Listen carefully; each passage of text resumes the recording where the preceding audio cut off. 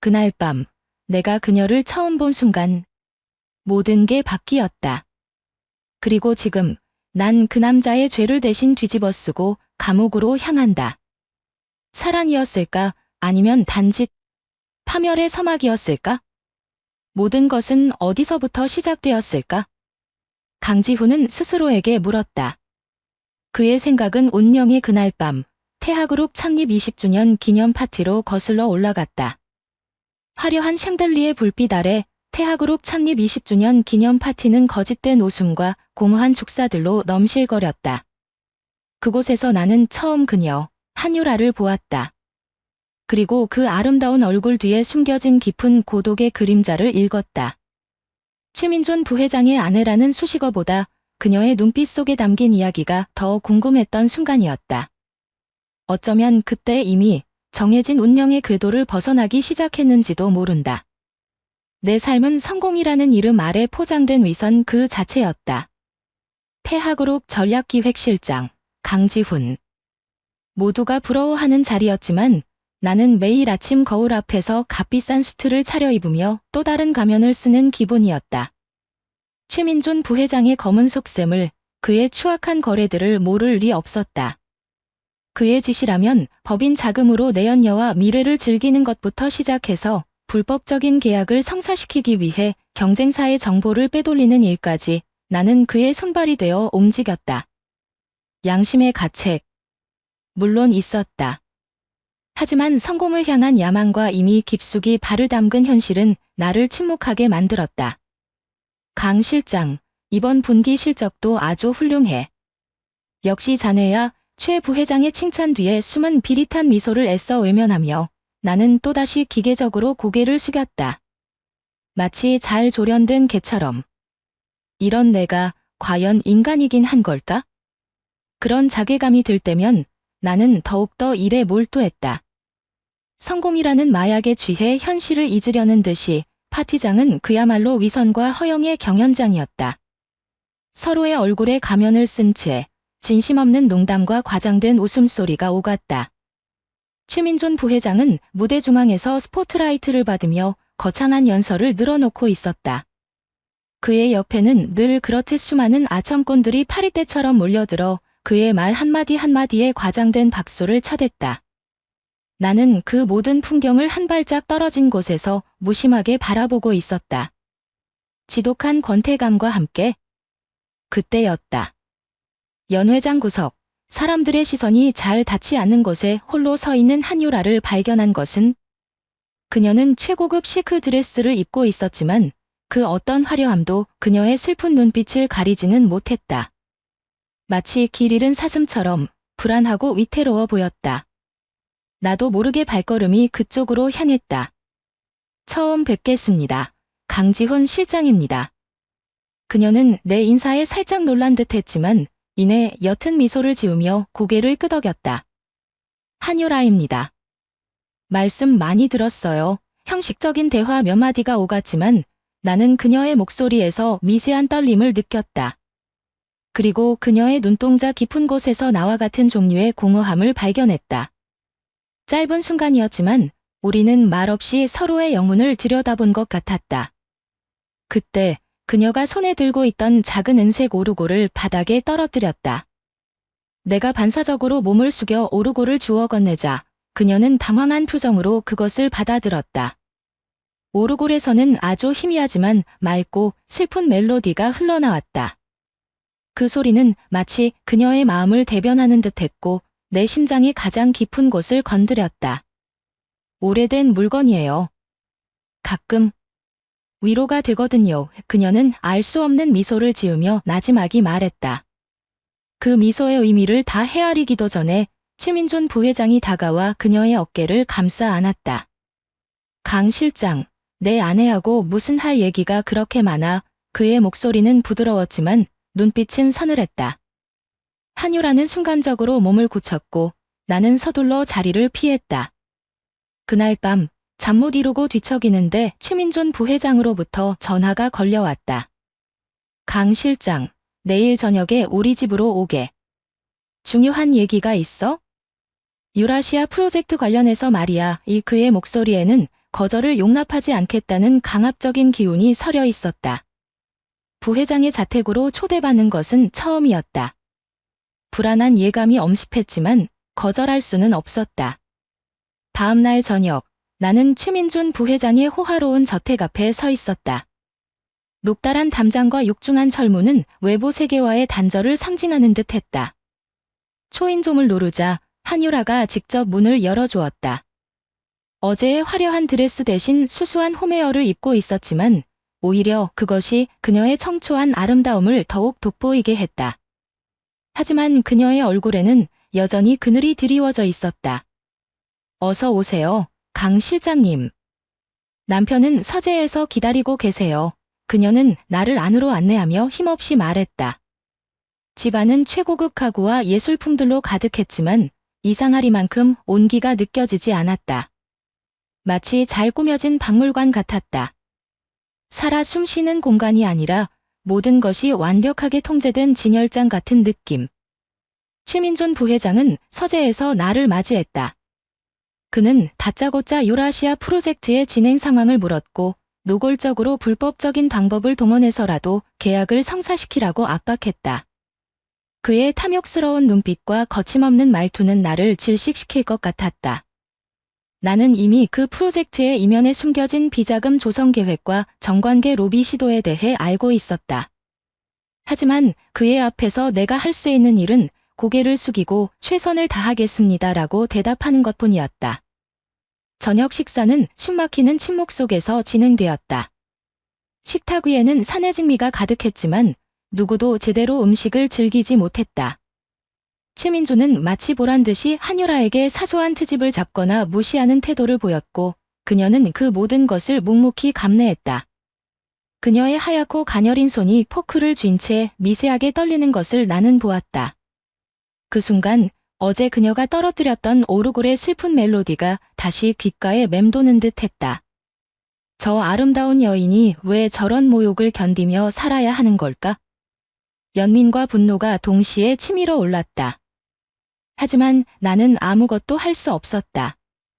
그저 침묵하는 공범일 뿐이었으니까. 식사 도중 최민주는 보란듯이 한유라에게 쏘아붙였다. 집에서 하는 일이 뭐가 있다고 이 정도 음식 준비하는 것도 힘든가? 당신은 도대체 잘하는 게 뭐야? 한유라는 입술을 깨물 뿐 아무 대꾸도 하지 않았다. 나는 그녀의 흔들리는 눈빛에서 깊은 절망감을 읽었다. 어쩌면 그녀 역시 나와 같은 가면을 쓰고 매 순간을 연기하며 살아가고 있는 것은 아닐까? 그런 생각이 들자 낯선 동질감이 밀려왔다. 식사가 끝나고 나는 최대한 빨리 그 숨막히는 공간을 벗어나고 싶었다. 현관으로 향하는 나를 한유라가 배웅했다. 짧은 순간 우리의 시선이 허공에서 마주쳤다. 그녀의 눈빛은 마치 도와주세요라고 절규하는 것 같았다. 하지만 나는 그 눈빛을 외면할 수밖에 없었다. 지금의 나로서는 그녀에게 어떤 도움도 줄 수 없었으니까. 무력감과 자기 혐오가 온몸을 휘감았다. 그의 집을 나서는 내 발걸음은 천근만근 무거웠다. 한유라의 슬픈 눈빛과 그녀의 작은 은색 오르골이 만들어내는 처연한 이미지가 머릿속에서 떠나지 않았다. 그때 주머니 속 휴대폰이 짧게 진동했다. 낯선 번호로 온 문자 메시지였다. 내일 오후 3시 X미술관에서 뵙고 싶습니다. 아무에게도 알리지 말아주세요. HYR HYR 한유라였다. 심장이 거세게 뛰기 시작했다. 그녀가 왜 나를 그것도 비밀리에 만나자고 하는 걸까? 불안감과 동시에 알 수 없는 기대감이 파도처럼 밀려왔다. 이 만남이 내 인생을 어떤 방향으로 이끌고 갈지 그때는 전혀 예상하지 못했다. 다음 날 약속된 시간보다 조금 일찍 X미술관에 도착했다. 심장이 이유 없이 쿵쾅거렸다. 어젯밤 한유라, 그녀가 보낸 짧은 메시지는 밤새도록 나를 뒤척이게 만들었다. 아무에게도 알리지 말아달라는 그 한마디가 왠지 모를 불안감을 증폭시키면서도 동시에 묘한 기대감을 품게 했다. 어쩌면 이 덕 같은 현실에서 벗어날 한 줄기 빛을 발견할 수 있을지도 모른다는 그런 부질없는 희망이었을까? 미술관은 평일 오후라 그런지 한산했다. 차가운 대리석 바닥에 내 구두 소리만이 또렷하게 울렸다. 벽에 걸린 추상화들은 그 의미를 알 수 없는 기호들처럼 무심하게 나를 내려다보고 있었다. 마치 이 모든 상황을 비웃기라도 하듯. 약속 장소인 2층 제3전시실로 올라가자 창가에 한유라가 먼저 와 서 있었다. 햇살을 등지고 서 있는 그녀의 실루엣은 위태로워 보일 만큼 가늘었다. 와주셨네요. 강지훈 실장님 무 그녀는 돌아보며 희미하게 미소 지었다.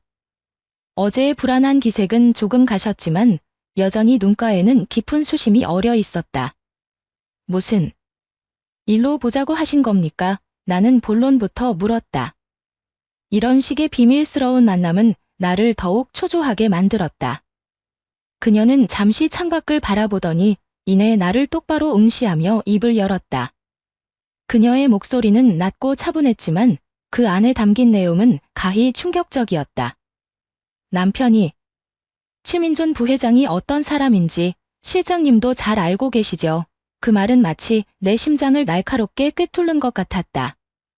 나는 순간 말문이 막혔다. 그녀가 어디까지 알고 있는 걸까? 태하그룹의 그림자. 남편의 추악한 욕망을 채우기 위해 어떤 일까지 벌이고 있는지, 그리고 실장님이 그 중심에 있다는 것도요.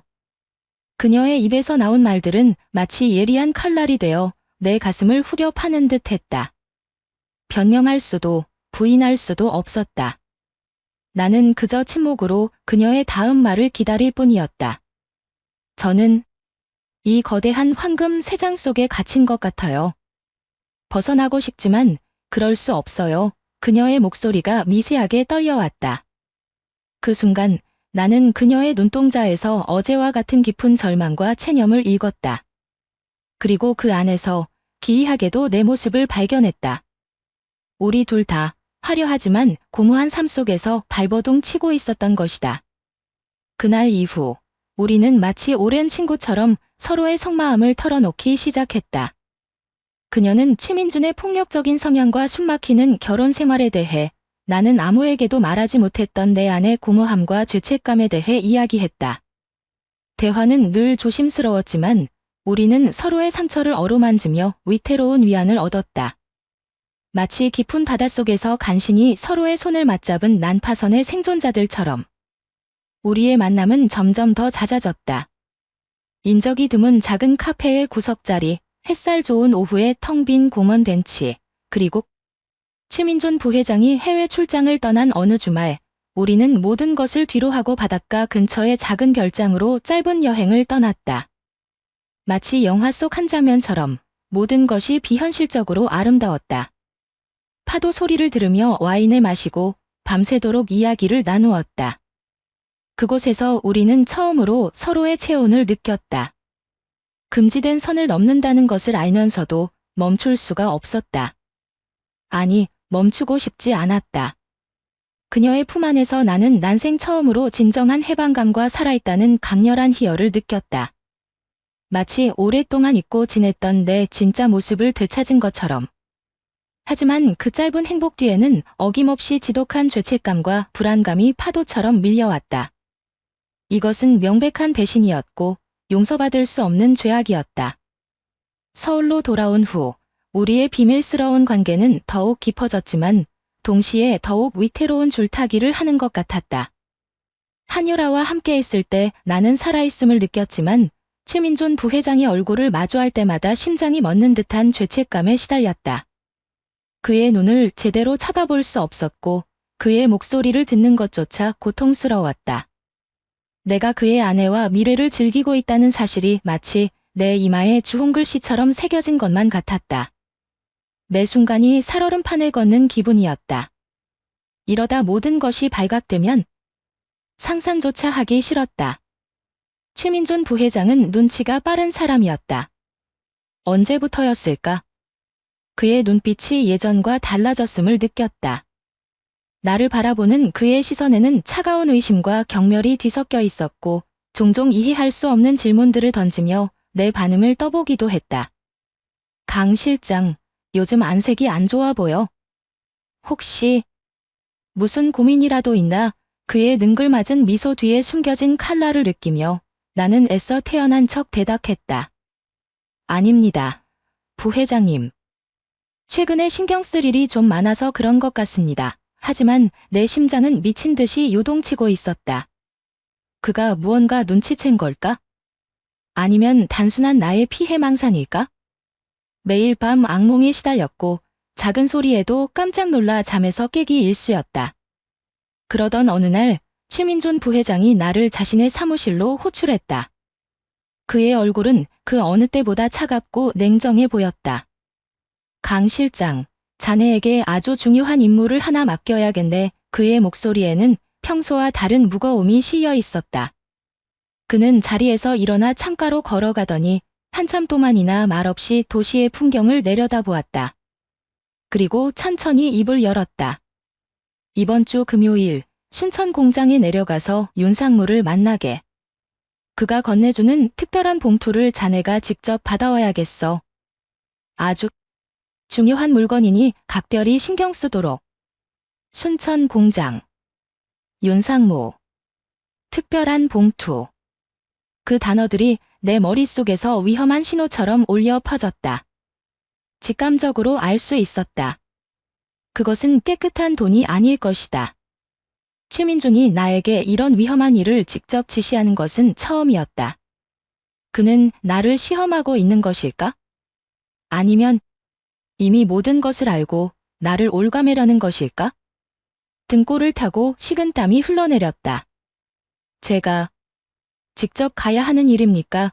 나는 떨리는 목소리로 간신히 물었다. 최민주는 천천히 고개를 돌려 나를 바라보았다. 그의 입가에는 여전히 알 수 없는 미소가 걸려 있었지만 눈빛은 얼음장처럼 차가웠다. 물론이지. 강 실장 말고 누가 이 일을 할 수 있겠나? 자네는 내 오른팔이니까. 그의 말은 부드러운 협박처럼 들렸다. 거절할 수 없다는 것을, 이미 나는 그의 덫에 걸려들었다는 것을 깨달았다. 그날 저녁 나는 착잡한 마음으로 한유라에게 전화를 걸어 순천 공장 출장건에 대해 애둘러 이야기했다. 물론 봉투의 내용이나 위험성에 대해서는 차마 말할 수 없었다.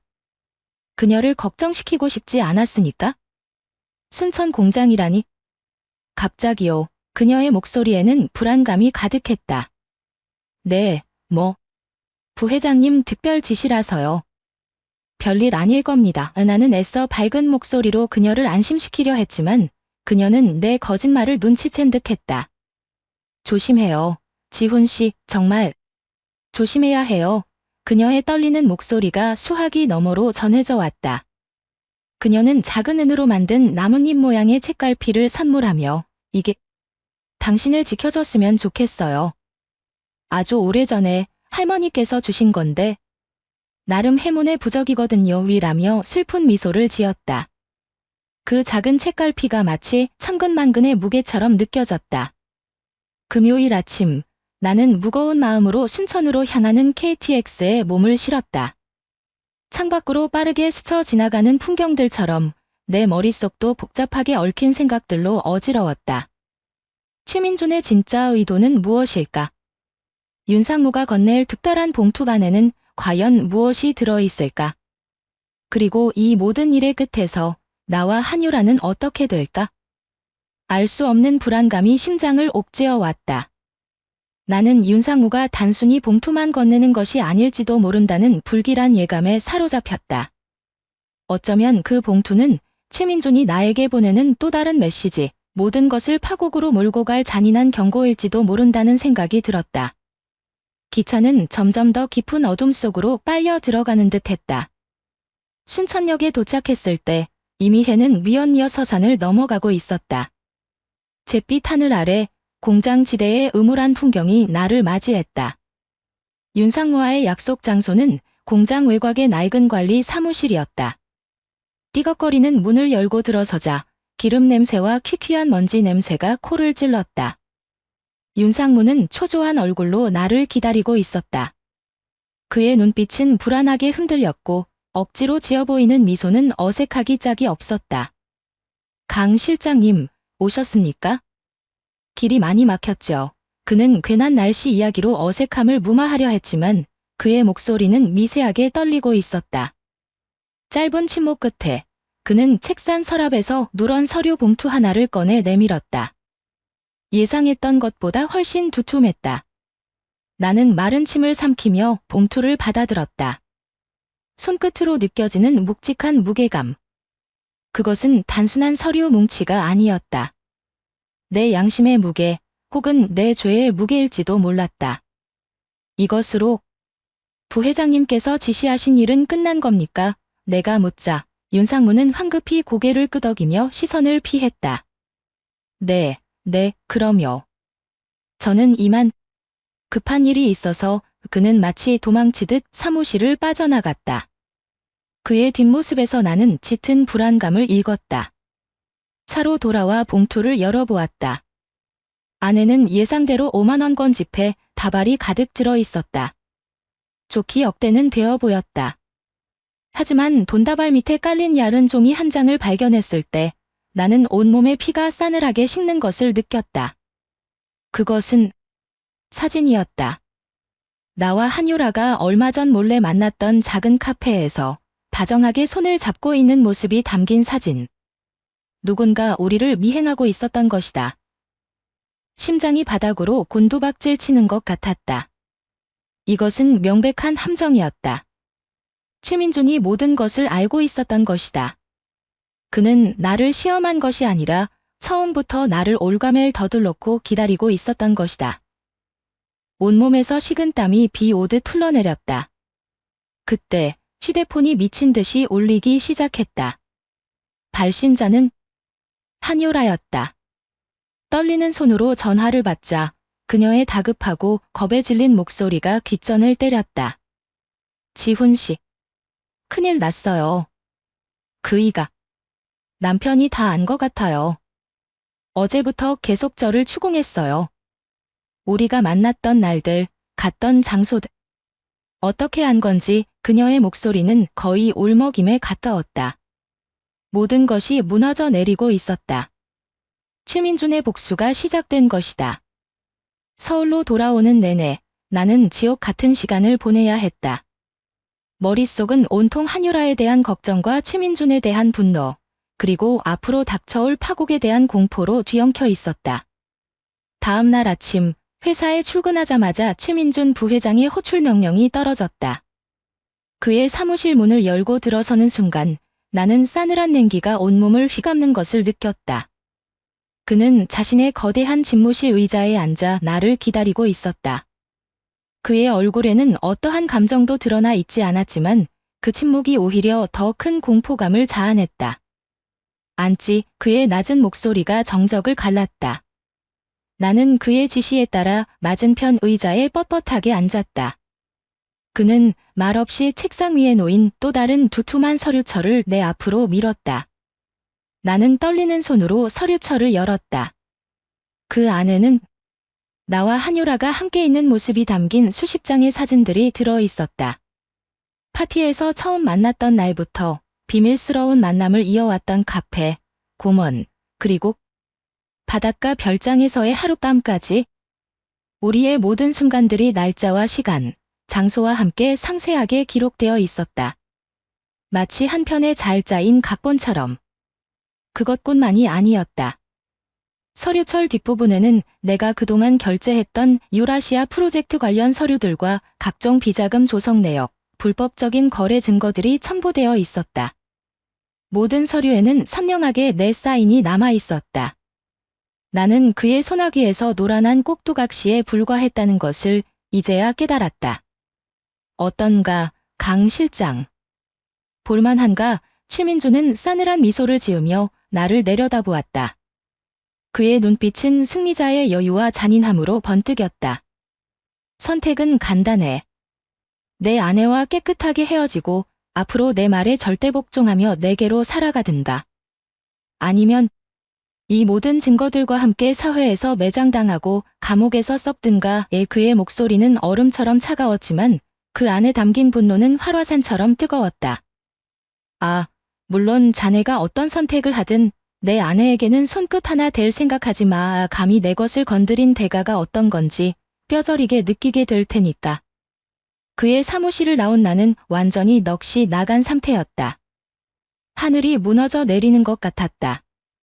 모든 것을 잃었다는 절망감과 함께 한유라에 대한 걱정이 파도처럼 밀려왔다. 그날 밤 최민주는 집에 들어오지 않았다고 했다. 그리고 다음 날 새벽 한유라로부터 다시 전화가 걸려왔다. 그녀의 목소리는 공포와 절망으로 완전히 잠겨 있었다. 지훈 씨. 그 사람이 다 알고 있었어요. 나를 죽일 것처럼 전화기 너머로 그녀의 흐느낌과 함께 최민준의 광기 어린 고함 소리, 그리고 무언가 부서지는 듯한 날카로운 파열음이 뒤섞여 들려왔다. 그가 미쳤어요. 제발 나 좀 살려줘요. 그녀의 절규를 끝으로 전화는 끊어졌다. 나는 미친 듯이 회사로 차를 몰았다. 최민준에게 무릎이라도 꿇고 빌어야 한다면 그렇게 할 생각이었다. 하지만 회사에 도착하자마자 나를 기다리고 있었던 것은 인사팀장이 내민 차가운 해고 통보서였다.